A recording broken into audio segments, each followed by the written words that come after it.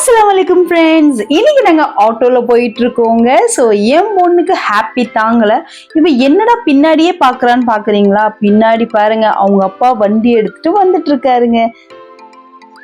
இன்னைக்கு நான் அம்மா பாத்தீங்கன்னா ஆட்டோல ஏறிட்டோங்க. ஸோ இவர் வண்டியில வந்துட்டு இருக்காரு. நாங்க எல்லாருமே எங்க கிளம்புறோம்னு பாக்குறீங்களா? ஷாப்பிங் தான். ஸோ எங்க ஃபேமிலியில பாத்தீங்கன்னா இப்ப ரீசெண்டா ஒரு கல்யாணம் வரப்போகுதுங்க. ஸோ அதுக்காக நாங்க ஷாப்பிங் பண்ண ஆரம்பிச்சிட்டோம். என்னோட பாப்பா எல்லாருக்கும் ஹாய் சொல்லிட்டு இருக்காங்க. ஸோ நானும் ஒரு பெரிய ஹாய் சொல்லிக்கிறேங்க. நாங்க எல்லாருமே ஃபேமிலியோட கிளம்பிட்டோங்க. இன்னைக்கு நம்ம எந்த ரோட்ல போயிட்டு இருக்கோம் தெரியுதாங்க? சென்னையிலேயே ஃபேமஸான மெரினா பீச் ரோடு தாங்க.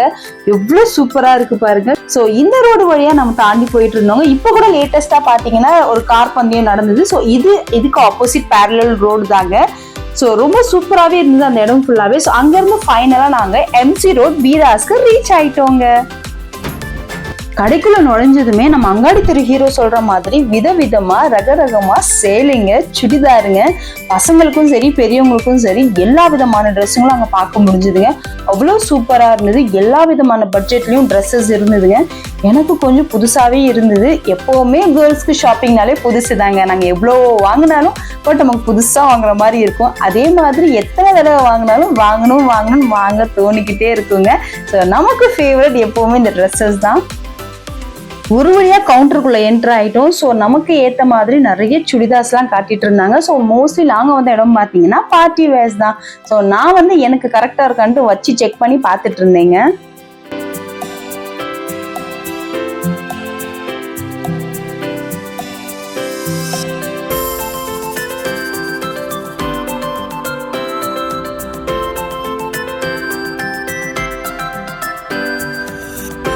ஃபைனலா எல்லா ட்ரெஸ்ஸும் பார்த்த அப்புறம் எனக்கு இந்த கலர் ரொம்ப பிடிச்சிருந்ததுங்க. இது கம்ப்ளீட்டா பாத்தீங்கன்னா மிரர் ஒர்க் தான். ஸோ நெட்டட் கிளாத்ல கம்ப்ளீட் மிரர் ஒர்க் ரொம்ப சூப்பராகவே இருந்தது. கலர் பாத்தீங்கன்னா ரொம்ப ஒரு லைட் கலர், அழகா இருந்ததுங்க பார்க்கவே. ஸோ நான் இது ஃபைனலா எடுத்துக்கிட்டேங்க. அதுக்கப்புறம் பாத்தீங்கன்னா நிறைய பார்ட்டி வேர்ஸ்லாம் அவங்க காட்டிட்டு இருந்தாங்க. பட் எனக்கு அது ஃபிக்ஸ் ஆயிடுச்சு. ஏன்னா இந்த மாதிரி வெரைட்டிஸ்லாம் நான் வச்சிருக்கேங்க. பட் நெட்டட்ல மிரர் ஒர்க்ஸ் எங்கிட்ட சுத்தமா கிடையாது. ஸோ அதை நான் எடுத்துக்கிட்டேங்க.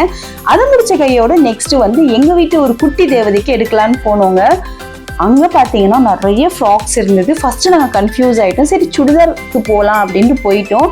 பட் நிறைய மெட்டீரியல்ஸ் பார்த்தோம். எங்களுக்கு எதுவுமே கம்ஃபர்டபுள் ஆகலைங்க. ரொம்ப ஹெவி ஒர்க்கா இருந்தது, இல்லைன்னா வெயிட்டா இருந்தது, கிளம்சியா இருந்தது டிசைன்ஸ் எல்லாமே.